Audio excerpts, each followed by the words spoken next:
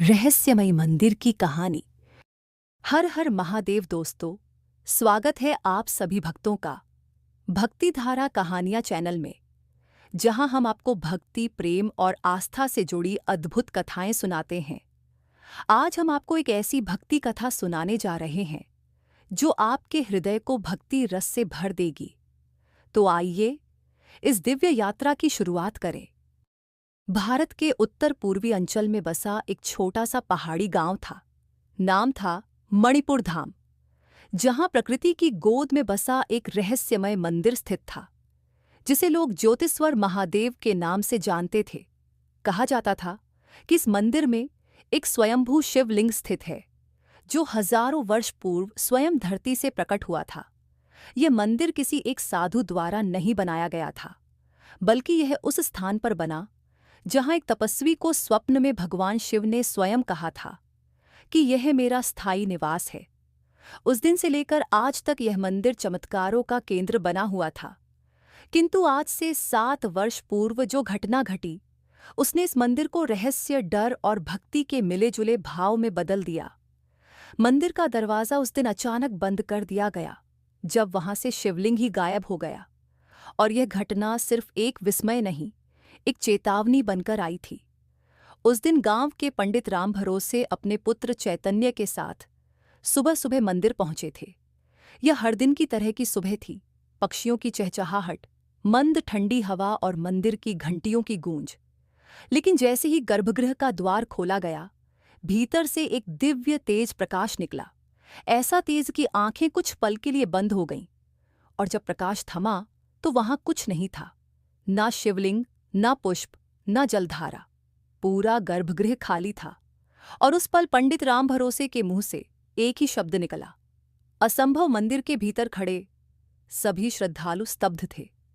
किसी को कुछ समझ नहीं आ रहा था कि क्या हुआ है। लोगों ने इसे भगवान का अपमान माना। किसी ने कहा कि ये कोई अधर्म का फल है। किसी ने कहा शायद भगवान नाराज हो गए। और पंडित राम भरोसे ने घोषणा की, जब तक शिवलिंग स्वयं नहीं लौटेगा, मंदिर का द्वार नहीं खुलेगा।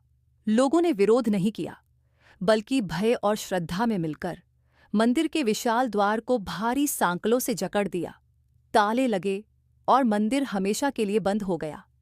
उस दिन के बाद गांव की सुबहें पहले जैसी नहीं रहीं। मंदिर की घंटियां अब नहीं बजती थीं। आरती की आवाजें अब हवाओं में गूंजती नहीं थीं। और मंदिर के ऊंचे शिखर पर फहराने वाला ध्वज भी समय के साथ फटकर गिर गया था। लेकिन एक चीज जो बदली नहीं, वो थी चैतन्य की भक्ति। उस समय वह केवल 14 वर्ष का था। मासूम चेहरा, कोमल मन, लेकिन अंदर एक गहरी आस्था थी जो पिता के संकल्प के साथ और प्रबल हो गई थी। उसने मंदिर के ठीक सामने बैठकर भगवान शिव के नाम का जाप शुरू किया। ओम नमः शिवाय, ओम नमः शिवाय। यह जाप उसके जीवन का हिस्सा बन गया। वह सुबह सूरज उगने से पहले उठता, स्नान करता, स्वच्छ वस्त्र पहनकर मंदिर के बाहर वहीं स्थान ग्रहण करता और दिन भर शिव नाम का जप करता। वर्षा हो, धूप हो, आंधी या ओले पड़े, वो स्थान नहीं छोड़ता। गांव के लोग पहले तो उसे संकोच की दृष्टि से देखते, फिर दया की और फिर श्रद्धा से निहारने लगे। कहते हैं सच्ची भक्ति धीरे धीरे दूसरों को भी अपने साथ जोड़ लेती है। पंडित राम भरोसे अब वृद्ध हो चले थे। उनकी आंखें कमजोर थीं, शरीर कांपता था, पर बेटे को देखकर उन्हें लगता कि उनके संकल्प की लौ अब चैतन्य में प्रज्वलित हो गई है। 7 साल बीत गए, दुनिया बदल गई। गांव में नई पीढ़ी आ गई। स्मार्टफोन और सोशल मीडिया गांव तक पहुंच गए, लेकिन मंदिर का दरवाजा वैसे ही बंद रहा। लोहे की सांकलें अब झंग खा चुकी थीं, लेकिन चैतन्य का स्वर अब पहले से ज्यादा मधुर और दृढ़ हो गया था। उसका जाप अब घंटियों की गूंज सा लगता था और उसकी उपस्थिति गांव में एक अद्भुत ऊर्जा पैदा करती थी। कुछ लोग उसे अवतार मानने लगे थे, कुछ संत, लेकिन चैतन्य ने कभी कुछ नहीं कहा। वह मौन साधक की तरह बस शिव नाम लेता रहा। और यही मौन, यही एकाग्रता बन गई उस चमत्कार का कारण। जो आगे आने वाला था वह दिन विशेष था। सावन का अंतिम सोमवार, वर्षा की रात्रि थी। बिजली चमक रही थी और गांव के ऊपर घने बादल उमड़ रहे थे। रात के लगभग 2 बजे होंगे। चारों ओर सन्नाटा था। केवल मंदिर के बाहर वही पुरानी जगह पर चैतन्य बैठा जाप कर रहा था। उसकी आंखें बंद थीं, शरीर स्थिर और मन पूरी तरह भगवान शिव में लीन। उसी समय अचानक एक अद्भुत घटना घटी। मंदिर के द्वार पर जमी 7 वर्षों की धूल अपने आप उड़ने लगी, सांकलें खड़कने लगीं और आकाश में एक गगनभेदी गर्जना हुई, जैसे कोई अनदेखी महाशक्ति धरती पर उतर रही हो। बिजली मंदिर के शिखर पर गिरी, पर उसमें आग नहीं लगी, बल्कि पूरी संरचना दूध जैसे प्रकाश से भर गई। चैतन्य की आंखें स्वतः खुलीं और सामने जो दृश्य था उसे देखकर वह रो पड़ा। मंदिर का द्वार धीरे धीरे अपने आप खुल रहा था, और जैसे ही द्वार पूरी तरह खुला, भीतर से एक दिव्य प्रकाश की रेखा बाहर निकली और सीधे चैतन्य के माथे पर टकराई। उस क्षण चैतन्य का शरीर कांपने लगा, उसकी माला स्वतः घूमने लगी और मंदिर के भीतर स्थित गर्भगृह में शिवलिंग पुनः प्रकट हो चुका था। एक सुंदर चमकता हुआ दिव्य शिवलिंग, जिस पर गंगा जल गिर रहा था और फूलों की वर्षा हो रही थी। कोई दृश्य नहीं था, केवल अनुभूति थी, केवल ऊर्जा थी, केवल भगवान का प्रत्यक्ष संकेत था कि वह लौट आए हैं। गांव के लोग जो इस चमत्कार की गूंज से जागे थे, दौड़कर मंदिर पहुंचे और अपनी आंखों से सब देखा। कोई स्तब्ध था, कोई रो रहा था, कोई मंदिर की सीढ़ियों पर गिर पड़ा था। पर एक बात सभी की आंखों में समान थी, श्रद्धा, भक्ति भाव और चैतन्य के प्रति सम्मान। लोगों ने उसी क्षण कहा कि चैतन्य केवल एक साधारण मानव नहीं, वह शिव स्वरूप है। उसी दिन गांव में घंटों तक आरती होती रही, भंडारा हुआ, ढोल नगाड़े बजे और मंदिर में फिर से जीवन लौट आया। लेकिन जब लोगों ने चैतन्य को पुकारा तो वह वहीं बैठा रहा, शांत, स्थिर, आंखें बंद, और माला चलती रही। और जब किसी ने उसका कंधा छुआ तो चैतन्य ने मुस्कुराते हुए केवल एक वाक्य कहा, अब मैं नहीं रहा, अब केवल नाम है। जब चैतन्य ने वह वाक्य कहा, अब मैं नहीं रहा, अब केवल नाम है, तो लोगों को यह तो समझ आ गया कि यह साधारण नहीं था। पर इसका वास्तविक अर्थ अगले कुछ क्षणों में सामने आया, क्योंकि ठीक उसी पल चैतन्य की आंखें फिर से बंद हो गईं, माला उसके हाथों से स्वयं भूमि पर गिर गई और उसके मुख पर एक ऐसी शांति छा गई जिसे देखकर हर कोई स्तब्ध था। हवा रुक गई, पक्षियों की आवाजें थम गईं और मंदिर के घंटों ने एक अंतिम झंकार की। चैतन्य अब भी वहीं बैठा था, लेकिन उसका शरीर अब भी था। उसकी आत्मा किसी और लोक में विलीन हो चुकी थी। लोगों ने उसे छुआ ना, वह हिला ना, मुस्कुराया। बस उसकी आंखों के कोने से एक बूंद आंसू नीचे गिरा और भूमि पर शिवलिंग के चरणों की ओर बह चला।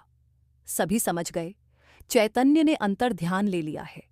वह अब इस लोक में नहीं है, उसका देह यहाँ है, लेकिन उसकी चेतना किसी और दिव्य स्थान में चली गई है। उसी दिन गांव के सभी लोगों ने मिलकर मंदिर के गर्भगृह के ठीक सामने एक स्थान बनाया, जहां चैतन्य की समाधि स्थापित की गई।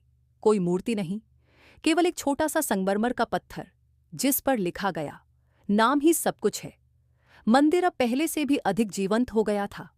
अब वहां हर दिन सैकड़ों श्रद्धालु आते, कोई संतान सुख के लिए, कोई मन की शांति के लिए, कोई सिर्फ शिव के नाम का जाप करने के लिए। लेकिन हर कोई चैतन्य की साधना से प्रेरणा लेकर शिव नाम का जप करने लगता। मंदिर में अब न केवल आरती होती, बल्कि नाम जप मंडल भी बना दिया गया, जहां 24 घंटे लोग ओम नमः शिवाय का जाप करते रहते। ये परंपरा ऐसी चली कि देश के कोने कोने से लोग वहां नाम जप के लिए आने लगे, और मंदिर अब केवल एक धार्मिक स्थान नहीं, एक जीवंत आध्यात्मिक केंद्र बन चुका था। सरकार ने भी इसे आधिकारिक तीर्थ स्थल घोषित कर दिया। लेकिन सबसे बड़ा परिवर्तन गांव में आया। जहां पहले लोग केवल परंपरा से पूजा करते थे, वहां अब हर घर से कोई ना कोई व्यक्ति नाम जप करता, और चमत्कार होते, बीमारियां ठीक होती, झगड़े समाप्त होते, जीवन में शांति आती। और हर बार जब कोई श्रद्धालु मंदिर के उस दरवाजे को देखता जो 7 साल तक बंद रहा था, तो वह सिर झुकाकर यही कहता, जय शिव शंकर और जय चैतन्य बाबा। समय बीतता गया, मंदिर की ख्याति दूर दूर तक फैलती गई। चैतन्य की समाधि अब चैतन्य धाम के नाम से प्रसिद्ध हो चुकी थी। श्रद्धालु वहां आकर घंटों बैठते, मौन रहते और केवल शिवनाम का जाप करते। धीरे धीरे वह स्थान उन लोगों के लिए वरदान बन गया जो जीवन में संकटों, तनाव, रोग और दुखों से घिरे थे। लोगों ने जाना कि समस्या कितनी भी बड़ी क्यों ना हो, अगर श्रद्धा सच्ची हो और नाम जप निरंतर हो तो हर ताला खुल सकता है, हर मंदिर का दरवाजा फिर से जीवन से भर सकता है। चैतन्य का जीवन इसका प्रत्यक्ष प्रमाण था। उसने न केवल अपने पिता के अधूरे संकल्प को पूर्ण किया, बल्कि उस गांव को संपूर्ण भारत की भक्ति धारा से जोड़ दिया। एक युवक जिसने 7 वर्षों तक बिना किसी शोर के, बिना किसी प्रदर्शन के, केवल ईश्वर के नाम का जाप किया, उसने सिद्ध कर दिया कि नाम जप केवल ध्वनि नहीं, वह ब्रह्म है, वह शक्ति है, वह स्वयं भगवान का रूप है। चैतन्य की समाधि पर एक अद्भुत बात यह थी कि जब भी कोई व्यक्ति वहां बैठकर आंखें बंद करता और एकटक उस स्थान को देखता, तो कुछ क्षणों के बाद उसे ऐसा प्रतीत होता जैसे कोई दिव्य ऊर्जा उसके मस्तिष्क से हृदय तक प्रवेश कर रही हो। कई लोग तो वहां ध्यान करते करते आंसुओं में डूब जाते, क्योंकि वहां केवल एक समाधि नहीं थी, वहां 7 वर्षों की तपस्या, त्याग, निष्ठा और प्रेम का संगम था। समय के साथ वहां एक पुस्तकालय भी बना, जिसमें चैतन्य के जीवन, उनके वचनों और मंदिर के पुनर्जागरण की गाथा को लिखा गया। विद्यालयों के छात्र वहां अध्ययन करने आते और हर वर्ष श्रावण मास के अंतिम सोमवार को विशाल भंडारा और महाजप होता, जहां हजारों लोग एक साथ ओम नमः शिवाय का उच्चारण करते और वह वातावरण ऐसा बनता मानो साक्षात कैलाश लोक ही धरती पर उतर आया हो। और उस दिन जब चैतन्य की समाधि पर फूल चढ़ाए जाते तो हर बार एक सफेद कमल वहां अपने आप खिल जाता। ना कोई उसे लाता, ना कोई उसे रखता, वह कमल उस नामजप की शक्ति का प्रतीक बन गया, जो चैतन्य ने बिना किसी स्वार्थ, बिना किसी दिखावे के 7 वर्षों तक किया था।